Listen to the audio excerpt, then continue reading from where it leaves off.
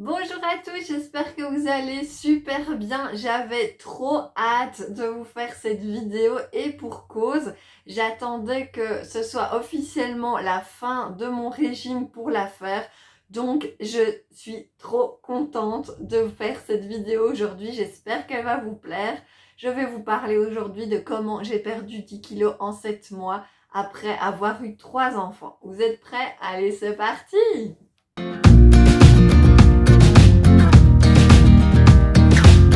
Je vous plante le décor initial. Donc j'ai eu 3 enfants dont des jumeaux. Pour chaque grossesse, j'ai pris 15 kilos que j'ai perdu à chaque fois plus ou moins relativement rapidement.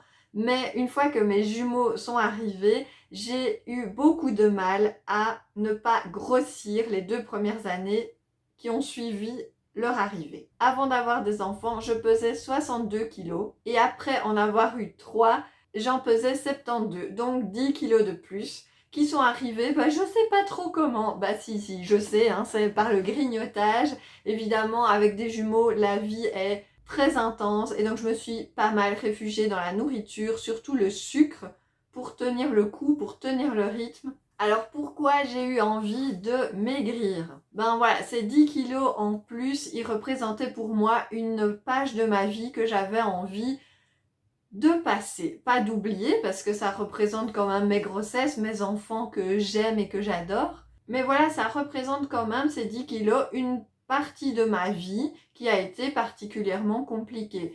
Donc le début de vie de mes enfants, le manque de sommeil, le burn-out maternel. Voilà, mon corps symbolisait finalement une page que j'avais envie de tourner, j'avais envie de passer au chapitre suivant, de me retrouver, de retrouver mon corps de femme. Je n'avais plus envie d'être juste une maman. Donc je l'ai fait tout d'abord pour moi, hein, pour vraiment me sentir mieux dans ma peau. Je l'ai fait pour mon couple et je l'ai fait pour mes enfants, pour être plus dynamique, pour pouvoir courir avec eux, me sentir en pleine forme, en pleine santé. Donc voilà, j'avais plein de boosters pour me permettre d'arriver à mon objectif. Et ça, c'est important de savoir pourquoi on le fait. Alors attention, attention, je ne fais pas du tout cette vidéo pour vous dire de maigrir, pas du tout.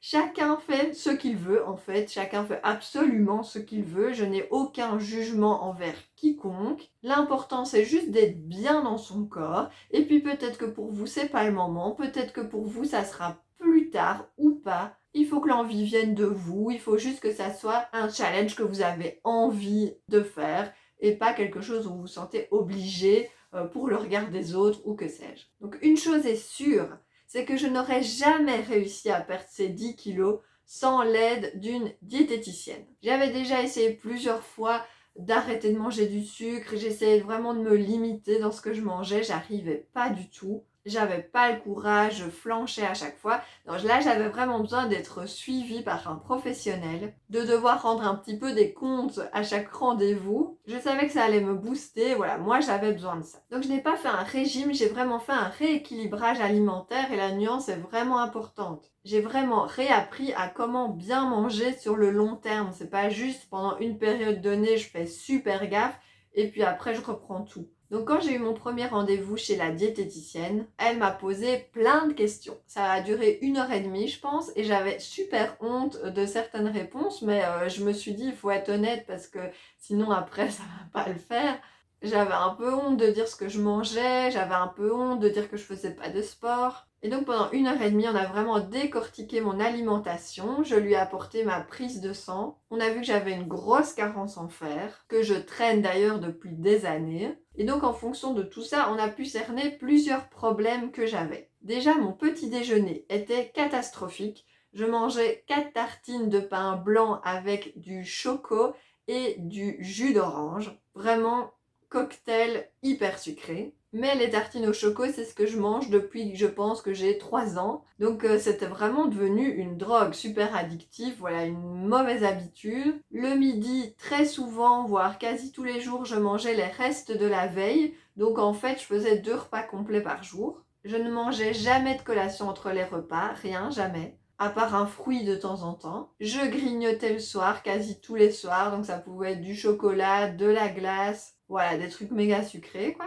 Je ne faisais pas de sport, aucun. M'occuper de mes 3 enfants n'est malheureusement pas considéré comme un sport, et pourtant. Et je mangeais beaucoup de fromage. Voilà en gros les problèmes que j'ai réussi à cerner lors du premier rendez-vous. Elle m'a redonné rendez-vous une semaine après avec mon plan personnalisé de tout ce que j'allais devoir entreprendre pour les prochains mois pour arriver à perdre ces 10 kilos. Je vous invite à rester jusqu'au bout de la vidéo parce qu'à la fin de cette vidéo, je vais vous raconter le cadeau que je me suis offert à moi-même pour me féliciter d'avoir réussi ce challenge de perdre 10 kilos. Je suis complètement sortie de ma zone de confort pour ce cadeau-là, donc restez jusqu'au bout. Donc dans ce programme qu'elle m'a fait vraiment sur mesure, était décortiqué tout ce que j'allais pouvoir manger, en quelle quantité, quand, voilà, à quel moment, c'était super bien fait. Donc évidemment, c'est un programme hyper complet, vraiment juste adapté à moi.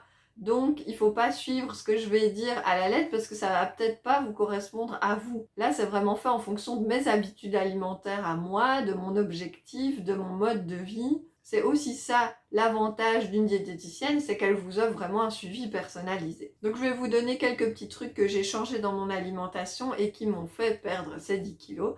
Donc déjà pour le déjeuner, elle m'a offert tout un panel de possibilités pour remplacer le choco que je mangeais habituellement, dont une solution qui m'a plus parlé que les autres, c'est de remplacer ce choco hyper sucré par un choco allégé. Je me sentais incapable de manger salé ou de manger de la confiture ou des trucs comme ça que je n'aime pas.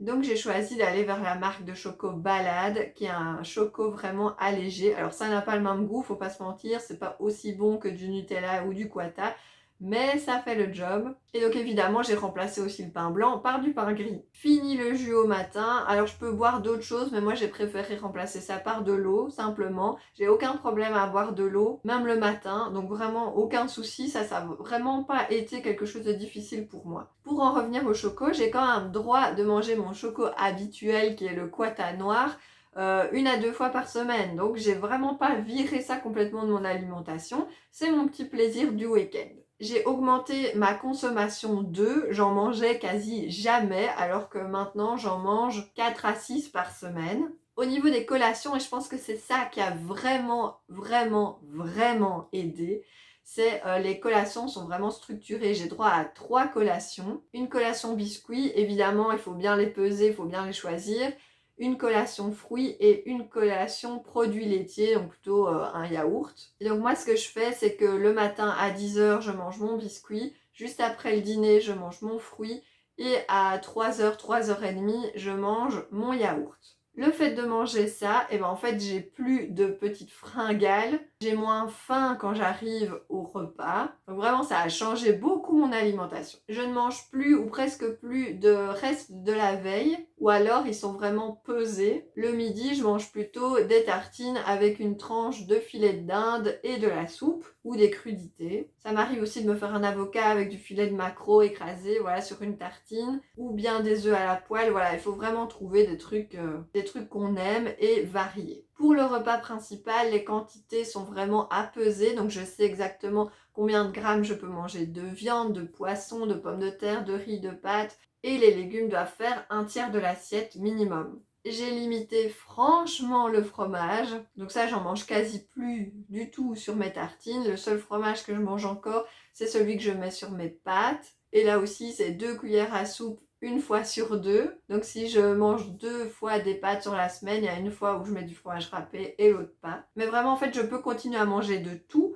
tant que c'est bien pensé. Il faut que ma manière de m'alimenter soit réfléchie. Ça veut dire que si j'ai envie d'une pizza, je peux manger une pizza, mais il faut que je sache que ça remplace le plat de pâtes. Idem pour les frites, je peux en manger, mais je garde ça plutôt pour le week-end. Si je vais à la friterie, je vais plutôt choisir une viande pas grasse. Mais voilà, il faut pas croire qu'en 7 mois, j'ai pas mangé de pizza, j'ai pas été à la friterie, pas du tout. J'ai fait tout ça, mais de manière beaucoup plus réfléchie qu'avant.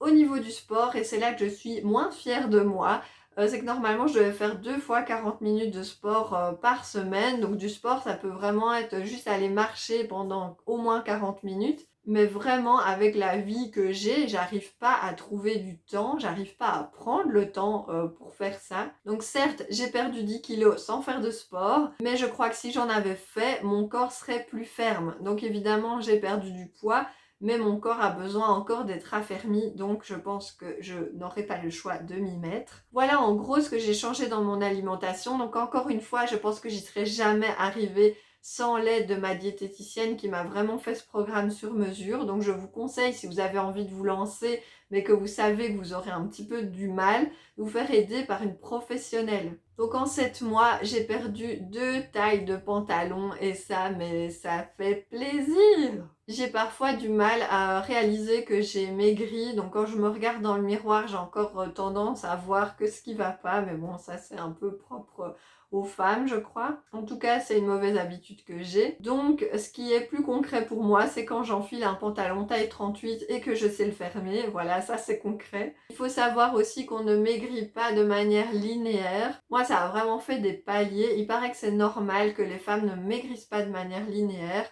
On est cyclique, on est bourré d'hormones à certains moments du mois et ça joue aussi sur notre perte de poids. Donc moi je sais que pendant mes semaines de règles, je prenais systématiquement 1 kilo. Et en fait 1 kilo de rétention d'eau parce qu'à la fin de mes règles, je reperdais ce kilo sans problème, immédiatement, quoi. J'ai stagné à plusieurs paliers, surtout le palier des 65 kilos, là où j'ai vraiment eu du mal à le perdre. Et en fait on s'est rendu compte avec la diététicienne que 65 kilos c'est le poids que je pesais avant d'avoir les jumeaux. Donc entre Cléo et les jumeaux, donc mon corps avait ce souvenir de ce poids-là et donc se stabiliser à 65. Mais moi, c'était à 62 que je voulais arriver. Donc les derniers kilos ont été les plus durs à perdre. Et c'est là que j'avais besoin de vraiment beaucoup de motivation. Et pour avoir cette motivation pendant tous ces 7 mois d'efforts, comment j'ai fait? Bon, ben déjà, j'ai un mental qui me permet d'être super motivée quand je me lance dans un challenge. Mais évidemment, j'ai eu des coups de mou, j'ai eu besoin de mon entourage parfois pour me booster. Comment j'ai fait pour maintenir le cap jusqu'à l'arrivée, jusqu'aux 62 kilos? En fait, au tout début de ce rééquilibrage alimentaire, je me suis promis de m'offrir un cadeau à la fin quand j'arriverai à cet objectif de 62 kilos pour me féliciter.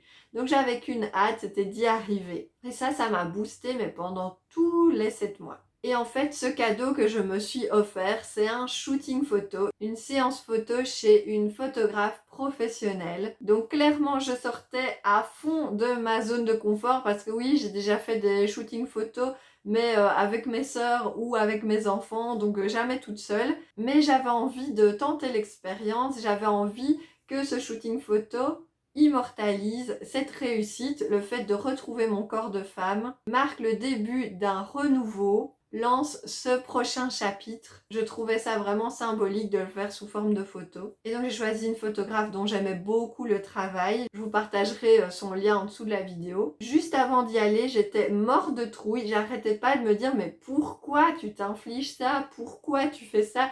J'avais trop peur de pas être naturelle, j'avais peur de pas savoir poser, j'avais peur de me sentir nulle et moche et grosse. Et donc j'y suis allée, mais vraiment pas sûre de moi. Je lui ai expliqué mon histoire, je lui ai expliqué pourquoi je faisais ça. J'ai senti qu'elle comprenait parce que c'est une maman aussi. Et donc quand je suis rentrée dans son studio photo, je me suis dit mais waouh quoi, tu vas le faire, tu vas le faire.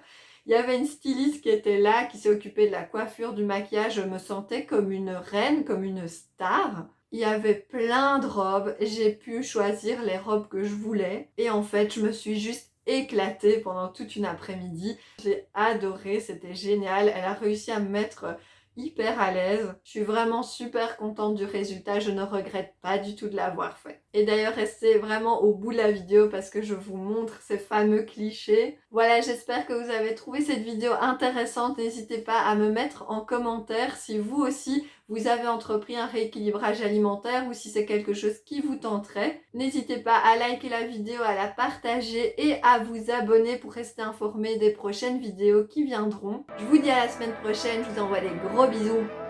Ciao!